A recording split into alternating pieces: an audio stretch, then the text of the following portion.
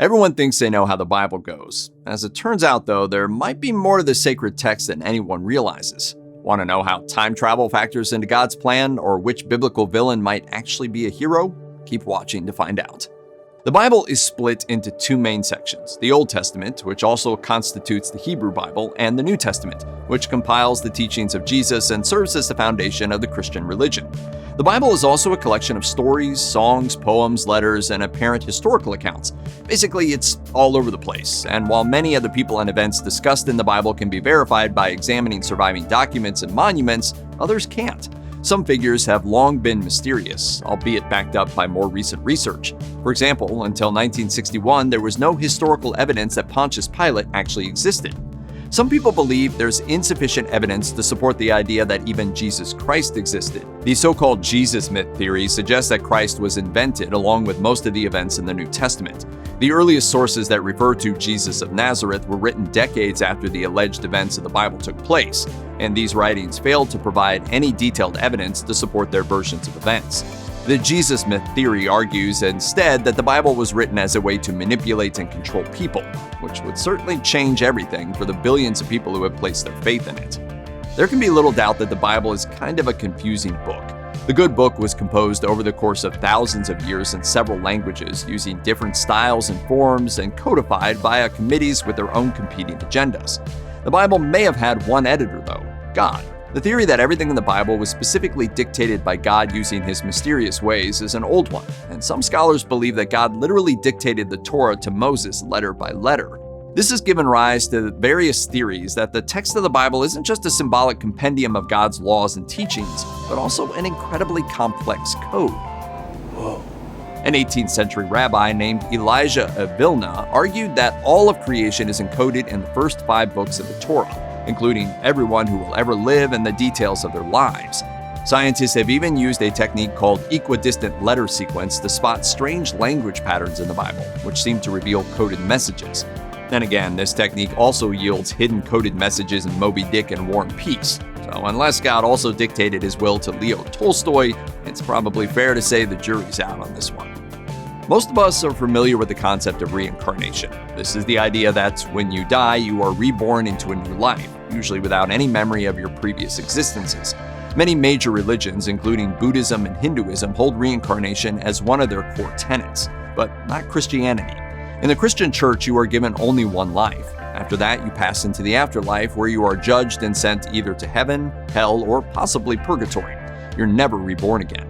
However, there is a theory that the earliest teachings of the Christian church did indeed include reincarnation. According to some, these teachings were removed when the church began organizing the text that would later become the official Bible. Unfortunately, reincarnation was seen to undermine the spiritual system of judgment that the church taught, and so any reference to it was removed from the Bible entirely. However, many early Christians openly believed in reincarnation, and the Gnostic Christians specifically included it in their teachings. Mary Magdalene is one of the most fascinating characters in the Bible. For thousands of years, the popular image of Magdalene was that of a former sex worker, a supposed fallen woman who found salvation through faith in Jesus. Let him among you who is without sin cast the first stone. But in 1969, the Catholic Church admitted that this interpretation wasn't actually supported by the text of the Bible. In fact, many believe that the Bible explicitly supports the idea that Magdalene wasn't just a female follower of Jesus, but his most important follower. That she was, in fact, an apostle. The theory argues that Magdalene's status threatened the patriarchal structure of the church. Reworking her public image into a wretched sex worker whose sole connection to Jesus lay in his mercy towards her underscored the idea that women and the sexual temptation they represented were to be controlled and oppressed.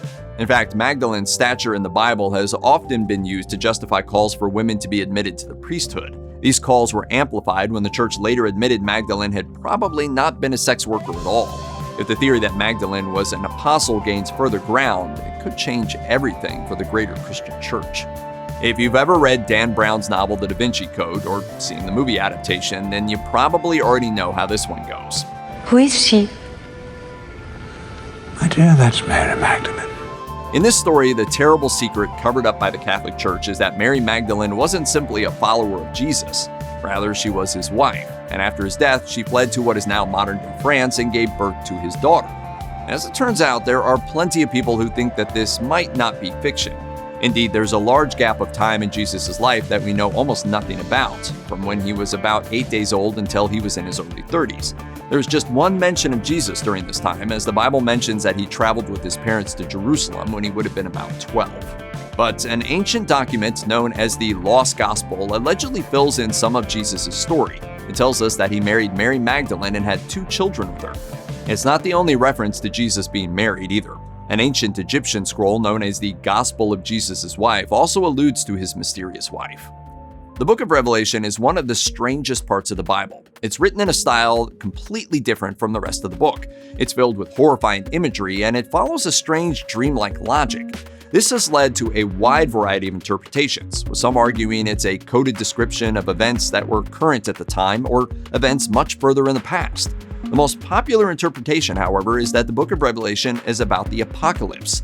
That places the events of Revelation firmly in the future, which is where most people like their end-of-the-world scenarios to remain. But some believe in a theory that the events described in Revelation aren't in the past or the future. Instead, they're unfolding all around us, and they have been for centuries. The historicist view of Revelation states that the events described in this book won't happen all at once, but over the course of a very long time, as part of a process that began long, long ago. And if they're right, well, who knows what might happen next. There's one golden rule about any historical mystery. Eventually, someone, somewhere will speculate that it's all about aliens. From the pyramids of Giza to the lost city of Atlantis, there's always someone who writes a lengthy treatise insisting that E.T. was behind it all. E.T. home phone. And the Bible is no exception. The prevalent theory goes that the Bible is actually about a race of super advanced aliens, and Jesus was actually an alien-human hybrid. Bizarrely, plenty of biblical details apparently lend themselves to this theory. The Star of Bethlehem can be seen as the arrival of a spaceship. The missing decades of Jesus' life were a period in which the aliens taught Christ what he needed to know to control humanity, and his resurrection and rise into heaven was him being beamed back to the mothership. You can even read the prophet Ezekiel's description of angels flying in a chariot made of wheels within wheels as clear evidence of a vehicle piloted by aliens. In fact, some people actually regard this as the earliest recorded UFO sighting. The name Judas has evolved into a handy byword for treachery. Even non-Christians know that Judas sold Jesus to the Romans in exchange for 30 pieces of silver. But there's one theory that claims Judas wasn't a traitor or a villain. On the contrary, he was a hero who sacrificed himself to ensure Jesus could return to heaven. In this reading of the story, Judas was acting under Jesus' instructions, and his soul was the one sacrificed in order to save the world. This theory is rooted in the apocryphal Gospel of Judas, an ancient text excluded from the Bible that shines a much different light on Judas' story. The nature of Judas' heroism is tied up in the complex beliefs of a Christian sect known as the Gnostics. That's also why the text was excluded in the first place, because the Gnostics were suppressed by the mainstream church. But the Gospel of Judas suggests that Jesus knew of Judas' betrayal and allowed it to happen.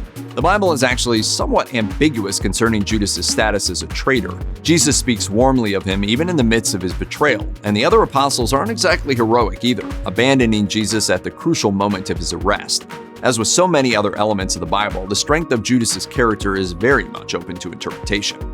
Some pretty incredible stuff happens in the Bible. You've got angels, resurrections, and burning bushes that speak to people. So it probably won't come as a surprise to hear that there is a theory that the Bible pretty much explicitly describes time travel too. Great Scott! This theory pivots off of a story involving the prophet Jeremiah.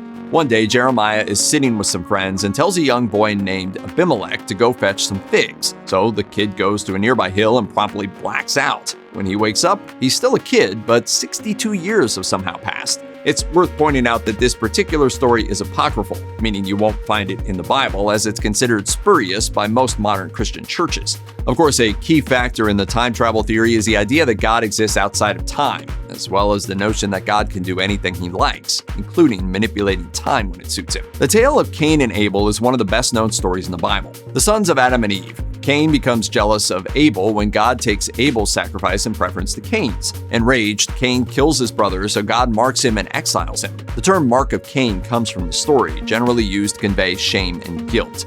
The theory that has grown around this mark stems from the fact that nowhere in the Bible is the mark actually identified or explained. Unfortunately, this has led some people to concoct some pretty horrendous theories of their own. For example, the Mormon Church at one point believed that the mark was dark-skinned, which provided an argument for refusing non-white people into their priesthood, while also conveniently excusing their own racist beliefs. The Church of Latter-day Saints admits that this was once the case. Brigham Young put the restriction in place in 1852, citing the mark of Cain as one reason. Then again, Young also believed that the curse would someday be lifted and non-white people would eventually be afforded full privileges in the Mormon Church, which officially occurred in 1978. Let's be honest though, that doesn't make this any less of a messed up theory.